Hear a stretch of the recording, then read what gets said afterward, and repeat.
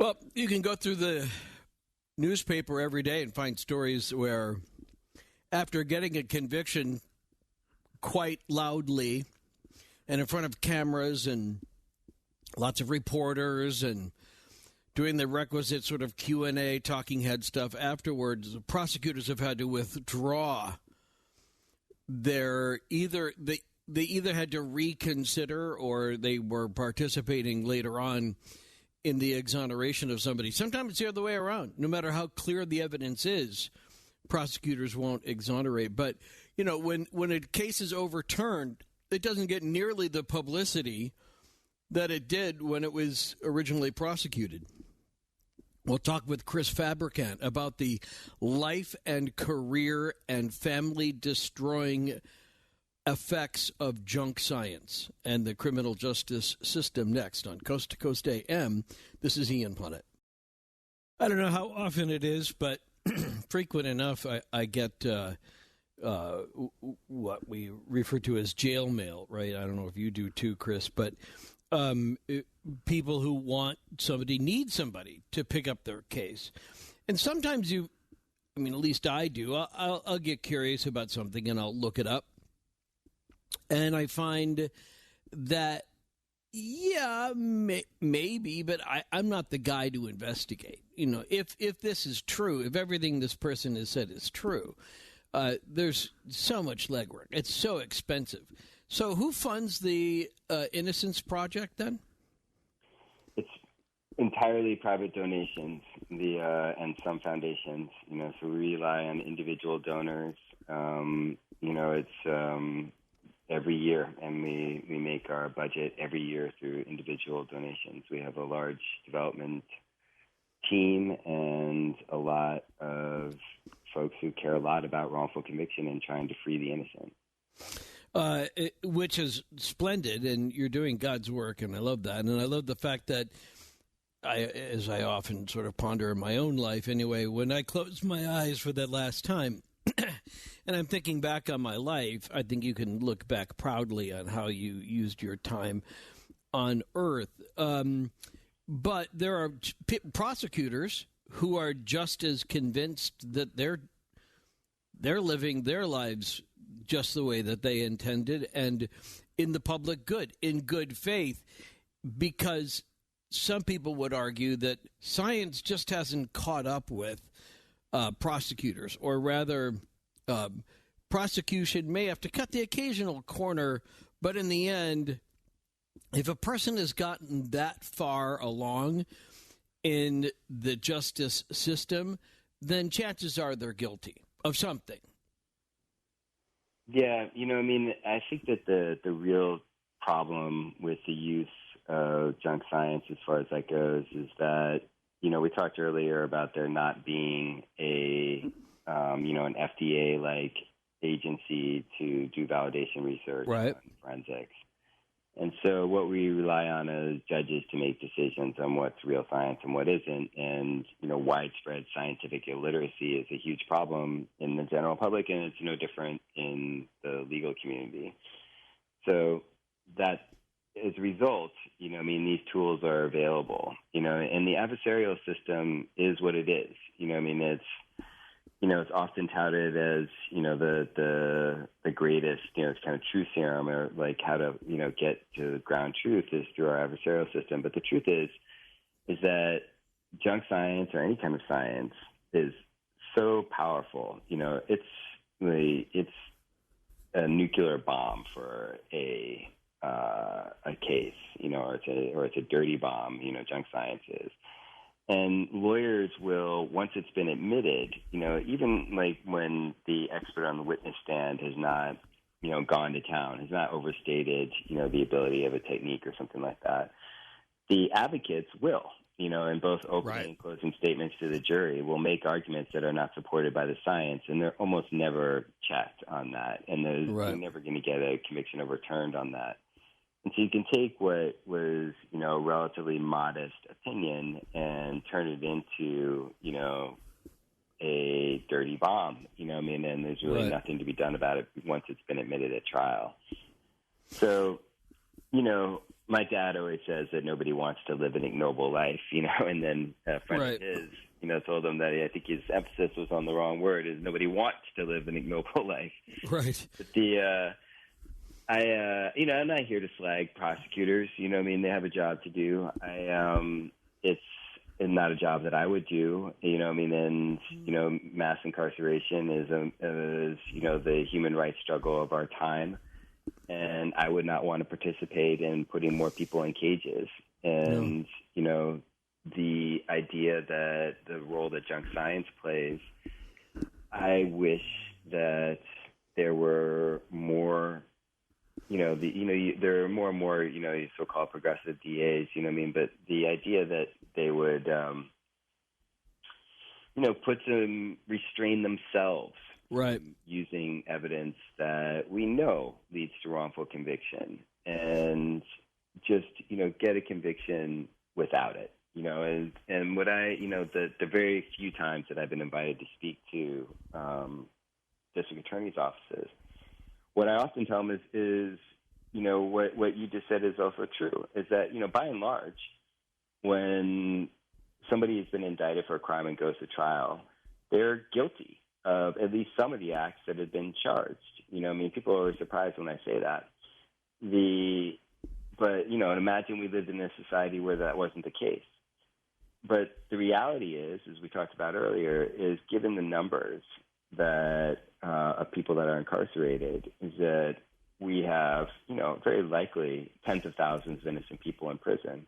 Right. And if you could avoid that by not using junk science, and it isn't just me, like Chris Fabricant that's calling it junk science. There's the National Academy of Sciences, which is the most important scientific entity in our country that's studied, all kinds of different sciences, and but was asked by Congress to look at forensic sciences in 2006 and then publish a report in 2009. And what that report said, let me just back up a second. Right now, today, somewhere, some expert is on a witness stand testifying that gun fired that bullet to the exclusion of all other guns ever manufactured in the history of time.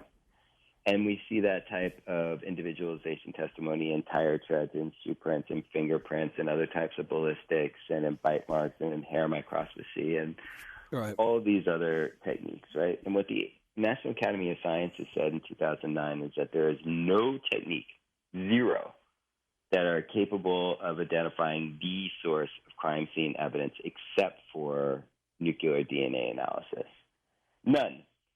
So when I've been asked to address prosecutors, saying why would you introduce that type of testimony at a trial, saying that, the defendant's gun is the only gun in the world that could have shot that bullet, when we know that mainstream science says that the statistical foundation is not there for that, and the likelihood is so strong that you're going to get a conviction without it. Why use the junk? Right. Why contaminate your own... Exactly. Then you have somebody like me coming along 30 years later, and then you have to live with the consequences of that decision. Apache is in Colorado as we go to the phones for Chris Fabricant, Junk Science and the American Criminal Justice System. Apache, it says here you were wrongly convicted. You were once? Are you still there? Did I lose him? Because it took me a little while to get to the phones. All right, well, we'll reboot that in just a second because I'm kind of curious. Chris, who's doing it right? Is there any country that's doing it right? You hear about other countries that tend to do it better, and I'm not an expert in these other criminal justice systems. I'm told that Australia, has court-appointed experts, and that are for one side or another, which is interesting, a good step in the right direction.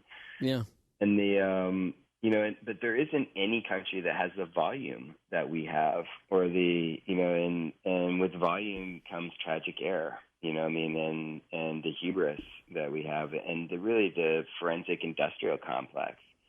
There are whole industry is being supported in forensics. And we have more and more today, corporations are getting involved in forensic sciences with digital technology, new forms of lie detectors, shot spotter techniques, AI policing, license plate readers. It goes, the list goes on and on. And these corporations are in business, they're not in business to advance justice, right? They're in business to make money. And the incentives to hype their ability of the techniques that they're introducing into the criminal justice system are obvious. And then the only way that they can be challenged in court is for independent experts to look at the source code and the algorithms and their literature and test the claims. But what's been just outrageous is that many judges, have elevated trade secrets and proprietary rights of these corporations above fundamental Sixth Amendment rights to confront witnesses against you. Right. And allowed this technology, because increasingly it's not an expert person on the witness stand. It's a computer. It's a black box that's pointing the finger at the defendant. Okay, so let's try again for Apache. Did we check to see whether Apache's still there? Because the story looked very interesting up on the screen. Hello? Okay, Apache, go ahead. You're talking with Chris Fabricant. Okay, guys. Speaking, Chris, I really appreciate the work you have to do. We have to praise you guys for doing this type of work. It's not easy. I won my case from prison out here in Colorado. Harmful errors dismissed against me later. And we're still having problems out here even getting restored. Nelson versus Colorado, we found the Colorado statute for wrongfully incarcerated in book number 13 to be unconstitutional. They still yet to restore that statute. But I'm wondering if you think that the problem is with some of this corruption in the prosecuting office and the judges in the district level. I believe that it's something to do with Brady violations where they only allow so much evidence. Okay. That's what that's going to be the dialogue for the. Well, let's get Chris's thought on that, because I think there's truth to that, right? That the prosecutors can control the funnel. Absolutely. I guess he's from Fort Apache. No, Apache's his nickname. I think it's because he was wrongfully convicted. He just doesn't want to put his name up there. But he's from Colorado. Okay. Well, Apache put his finger on one of the really leading contributing factors to wrongful conviction, which is Brady violations. And that's for a Supreme Court case called Brady versus Maryland, where the Supreme Court found that criminal defendants are constitutionally entitled to exculpatory evidence of innocence. And the, judge is Judge Kaczynski in the Ninth Circuit Court of Appeals, one of the most conservative justices in the United States before he was Me Too'd out of office. Said that there was an epidemic of Brady violations across the country, and because it's true, the prosecutors are ethically obligated to turn over evidence that hurts their cases. And we talk about the adversarial system. These are trial lawyers. And trial lawyers are competitive, and they want to win. And once the prosecution has decided to indict and go to trial, the gloves are off. And they're not looking to weaken their own cases. And It's very easy to persuade yourself that that's not exculpatory evidence, because they believe that the people that they're prosecuting are guilty, and they don't want an innocent or a guilty person to walk free. So it's easy to justify, and often they think about it in terms of the appellate standard, because you're obligated by law to turn over anything that can be used to cross-examine witnesses against you. Doesn't mean that this proves innocence. It means that, this witness said the light was red, and you have information that once they said it was green. But that is the appellate standard. To get a conviction overturned because of that constitutional violation, it means that it had to materially affect the outcome of the proceeding, right? In other words, that it would have been not guilty. And so what I believe happens is that prosecutors will be like, this is nothing. This defense attorney is going to make a big deal out of this, and get an acquittal, a wrongful acquittal, and I'm just not going to see that happen. And then we see that in wrongful conviction and case after case after case. Let's get Apache back on real quick. So, Apache, if you were wrongfully convicted, how did you get your name cleared? Well, I had gone to appeals court. My case was taken to appeals. The judges all unanimously said that it wasn't DNA related. So, but I was convicted of an 18-12-108, which is a previous offender with weapon, and they got my name mixed up with another individual, the same name, and from that day, they just kept riding it, and they wouldn't let go. And so when I got my appeal reversed with harmful errors and dismissed against me, they were to restore me. I mean, in Nelson versus Colorado, the common thing for common law is when your appellant has a successful appellant, get their losses back. Court costs and fees, they get the attorney fees back. They're not doing that in Colorado. They're leaving us to twist in the wind. And so that's a big problem. I know you guys have another caller, Cornelius, who was also wrongfully imprisoned. It's like, so you guys got a few people out here. I used to listen to you guys when I was in jail. And Ian, Deacon, your shows are some of the best shows that, we get out so much information. And getting these guests on, like Chris from the Innocence Project, you don't know how much it means because we don't have a voice. I mean, the Attorney General's office, they're supposed to be helping and shepherding the individuals like me. I've been hung up on. I can't get in touch with any of the and there's no statute of limitations to altering documents is what the prosecutional tort and misconduct level was. It's a criminal level. I mean, these are crimes that these prosecutors are doing. What would you think you'd be owed? I mean, have you done a calculation of what they? Well, Colorado, it's every year is $70,000, and it's $20,000 for every year of parole. And how long were you wrongfully convicted? I was only in prison for less than a year. Okay. But I mean, it's been several years now. That I've lost my career. I was not able to vote. They put a lien on me. I lost my home. Right. I had a career. I was an Motion Picture Alliance union card holder. How about that? They gave me a felony. Yeah. I'm sorry? No, I said, how about that? And after you get a conviction, then suddenly you've got union troubles. Yeah. I mean, I was not able to work in certain places. Out in Colorado, they don't allow felons in certain institutions. Right. Military bases and events. Oh, the list goes on. I was blackballed. Hang on. So, Apache, I think we're taking it to the bottom of the hour. But, Chris, you have a thought on that before we get to the break? No, it's it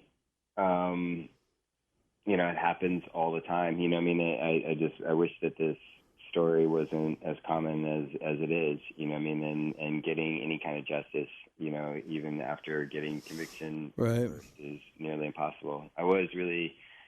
It's nice to hear that your show goes into prisons and you're bringing some good information to them. I'm delighted to hear that. And I hope that the prisoners that are listening to this right now are holding on to hope and keep fighting. Yeah, I think actually the good information is when I'm not on. I think that's, but I try to keep them, at least vaguely entertained while I am here. And thank you, Apache, for hanging in there. All right, so we have time to do a couple more after the break, but I really want to get to. So $70,000 doesn't seem like all that much money either. So what are the market forces that exist for a system to get it right? That's where we'll pick up with junk science and the American criminal justice system with Chris Fabricant next. And you too on Coast to Coast AM. This is Ian Punnett. Perhaps you caught the story earlier this week, but sad to report that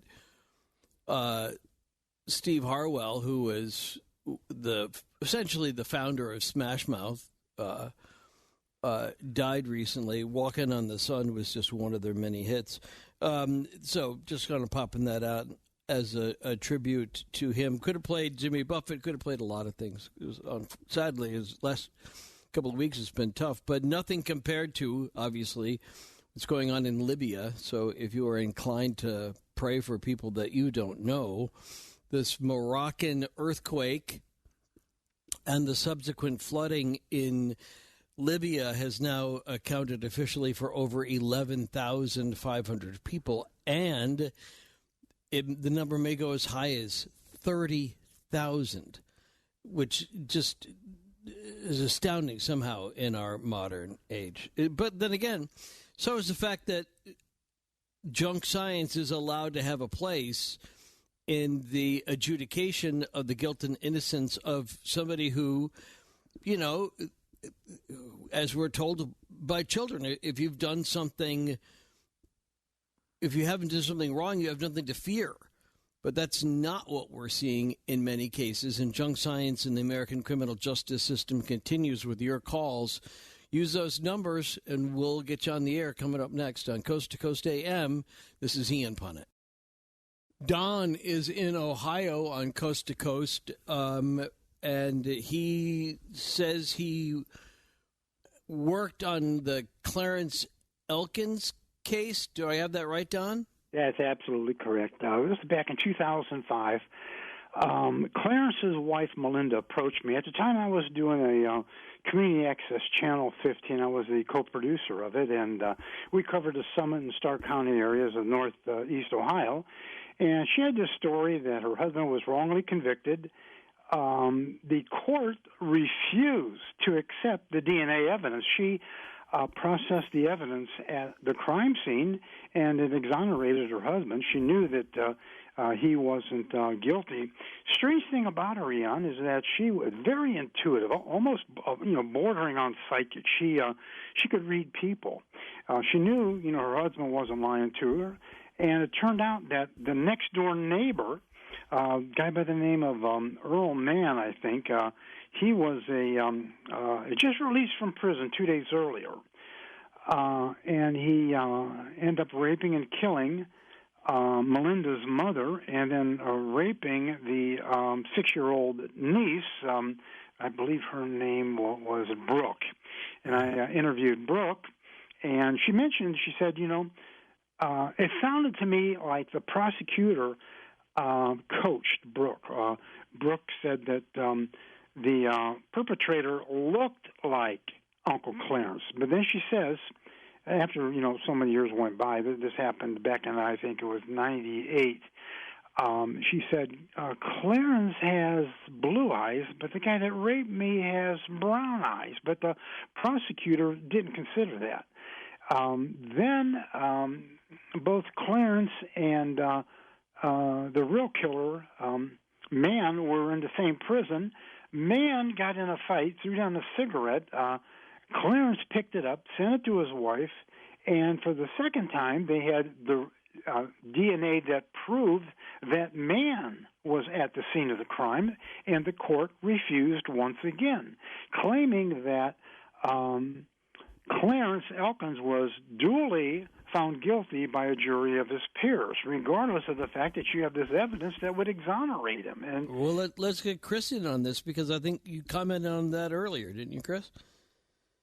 This is a phenomenon that is outrageously and sadly common, where prosecutors will deny innocence, despite scientific certainty of this, and I have some familiarity with that case, and I know that it was based on eyewitness misidentification, and that the judge had claimed that because the trial had been based on eyewitness identification, then the DNA evidence wouldn't make a difference, which is, of course, absurd and outrageous. And and this is why we were talking earlier, when, we feel like that we have these protections and that innocent people will get out, and that you could even point to, this story as evidence of that. But, how many of these stories are the people still in prison, where you couldn't find that DNA, there wasn't even anything, like that possible. This is just a remarkable, tenacious advocate, and it was finally some different politician. It was the AG who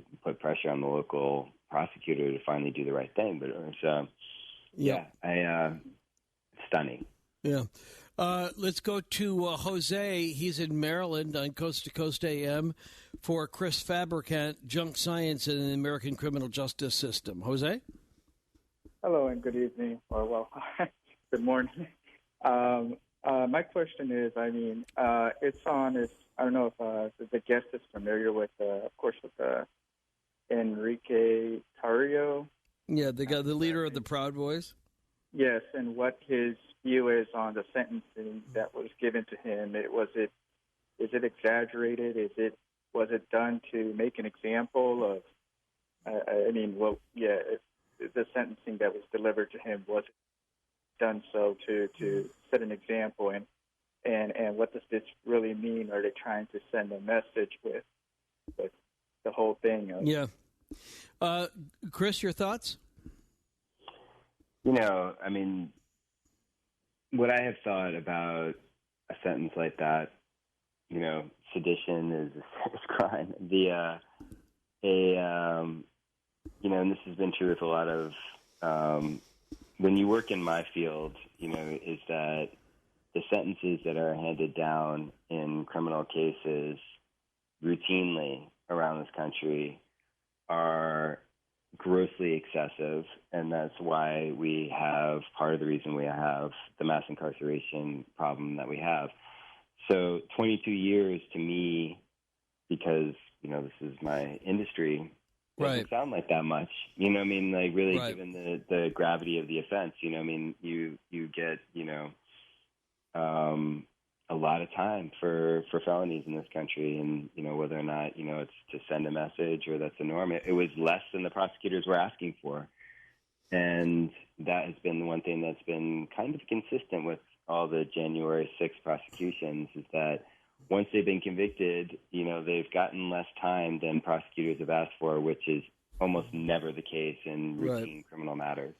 Well, I think as the judge made clear in the Enrique Tarrio case, the Proud Boys case, is that this was nothing short of a potential political insurrection that crossed over rhetoric into action, and as soon as it became action, it was actionable. That you can't look at this in a vacuum and say, well, or you can't say compared to a murder, this is nothing. Or you can't say compared to somebody who's a serial attacker of women. This is not that. Almost the entire country could have fallen had he been successful. And that's what the prosecutors allege. I think they made a pretty strong case on that. But that's when I began to understand, okay, this isn't just retribution. This isn't just a thumb in the eye. It says this is how important this is, that he continued to have these Twitter conversations or these DMs with other people, even while during a period when he said that he wasn't, even though, he said, no, I don't know what people are talking about. And then you kind of get caught in a lie. And then you're in a situation where once it's the either the investigators or the prosecutors, you never want to be caught being untruthful, because then that only adds the support that they were right in the first place. Yeah, spies routinely get life sentences, so, we hand out, decades of imprisonment in this country like candy. Right. What would you recommend then for sentencing for a guideline like that? Oh, my God. I don't even want to. I'm glad that I'll never be. Yeah, but if you have an opinion, what would you recommend? What I would like to see in something like this, I don't know, whether, putting anybody in a cage is the right thing to do. What I think that something like this is that you want to have him out deprogramming all the people that have been manipulated into, believing in things that just aren't so. So, we need to rethink everything about our criminal justice system, and whatever politics that may play a role in how one views a particular sentence or not. I don't think anybody really can objectively look at our criminal justice system and say that we're doing it right, and that we're making the right decisions, that we're giving the right sentences, and that people are coming back from prison rehabilitated or ready to re-enter society. It's like, so, I don't make exceptions for, this crime, that crime, or what have you. I just really think that we need to rethink everything that we're doing. Let's go to Luke, who's first-time caller in Sacramento on Coast to Coast AM for Chris Fabricant. Go ahead, Luke. How you doing? Hey. I did 16 years of my over a medication that I had no idea had side effects. They were responsible for what caused me to do 16 years. And I was taking Ambien, and the doctor had me on all kinds of pain medication. And I was working my butt off 12 hours a day at work, taking care of my wife and her kids. And for like 5 years, I had a good 5-year stretch working and being in pain. And all of a sudden, they put me on this Ambien, and I'm doing things in my sleep I didn't realize I was going to do. And I had sexual side effects. I ended up touching on my daughter. And I had no idea. And I didn't have any idea. I had little flashbacks. And 10 years after my case, I finally found out, reading through a book one night, it said Ambien side effects. And I read through it, and I was like, what the hell? And I see all these things. And one of them was sexual side effects. And then I knew that was part of the puzzle that I could never figure out why, after trying to kill myself 3 times in prison. And that's why I did what I did. And now I'm suffering. I've lost everything. I lost my wife, lost my career, lost everything. And I can't get a foothold. Now I'm on hospice care, about ready to die. I can't breathe. All this crap wrong with me. And it's just sad, man. It's sad. And it's sad to see other people go through other things. I mean, but the criminal justice system, the GA branch took and ran with little they had, and made it look like some kind of monster. Hang on to that thought, because we don't have time for everybody. But let me ask you: so, how old are you right now, and what's the prognosis? My terminal, my illness. I've got heart failure, liver failure, kidney failure. I've got COPD, asthma, emphysema. I've got. So, what are they giving you to live? I'm on hospice now. I'm not. Forgive me, pain medication and palliative care, just to make you comfortable. Okay, so let's hear what Chris has to say about this. The Ambien defense, wasn't that used in the case of one of the Kennedys? And they're not sitting behind bars. I believe it was. They're diminished capacities. I have no basic facts on the caller's, sure case. It sounds right. No, nothing independent. But I would imagine you come across this in the Innocence Project, haven't you? Where people, they were doing what their doctor told them to do. Next thing you know, XYZ. Yeah, where our clients are typically innocent of the actual acts from which they were charged, and what this caller is talking about is something that where there's diminished capacity and not responsible for the behavior as a result of drugs that they were taking. So those aren't the types of cases that we take, But I'm assuming that your caller is being truthful, and that sounds like just the worst nightmare. Yeah. And so it is too with his own stepdaughter, if that's the case.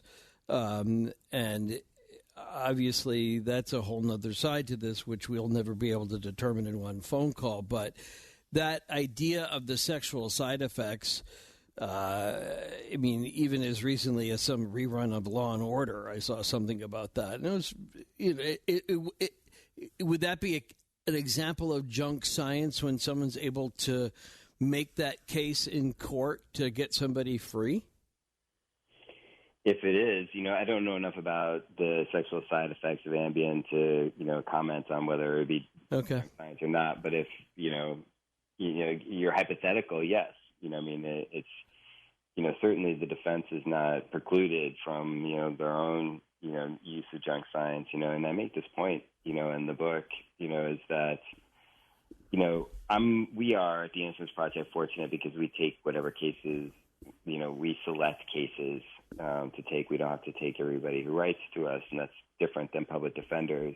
Sure. Sometimes, the public defenders or defense attorneys, will have to introduce, unreliable evidence because it's admissible and it's being introduced against their clients, and you can't handicap your defense because courts are allowing this in. This is, again, why we should have, a federal agency of some sort so we don't get into these kind of ethical dilemmas. John is going to get the last word on this, and then that'll take us up to the top of the hour. Chris Fabricant has just been great. Thank you, John, for hanging on. You have a question or a comment? Yes. I think the guest mentioned earlier that even the DNA results depend on the honesty of the shop and who's performing it. And I think I read an article from one of the major papers when I looked up just on my own the idea that the FBI headquarters has falsified DNA to frame up defendants. And when you have a kind of a situation like that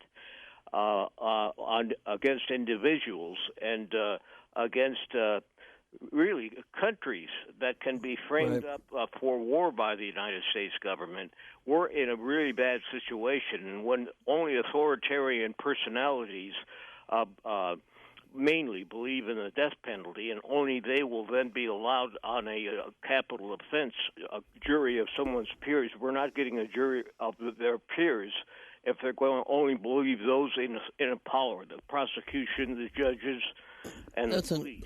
That's a really good point. Let's give Chris a chance to respond to that in the time we have. Go ahead, Chris. Yeah, I mean, the FBI thing, that's very, I mean, he's right. I mean, there have been, there are bad actors everywhere, but that idea of, again, going back to something we talked about a couple of hours ago, when somebody is in the system that is changing results or doing something else, it does undermine our confidence even in DNA if the person that's conducting it isn't honest, isn't operating in good faith. Well, I'm afraid actually that's all the time we have. So you're off the hook. Because crime lab scandals are epidemic around the country. So they are. You're exactly right, and a lot of them at the state level, and that's something they're loath to try to investigate because it means relitigating a bunch of cases which they thought were settled. Very informative, very helpful. Thank you so much for your time. Junk science and the American criminal justice system. We'll talk again, I think, next week. I think I'm doing next Saturday. Should be fun. On Coast to Coast AM, Deus Te Amat, and I do too.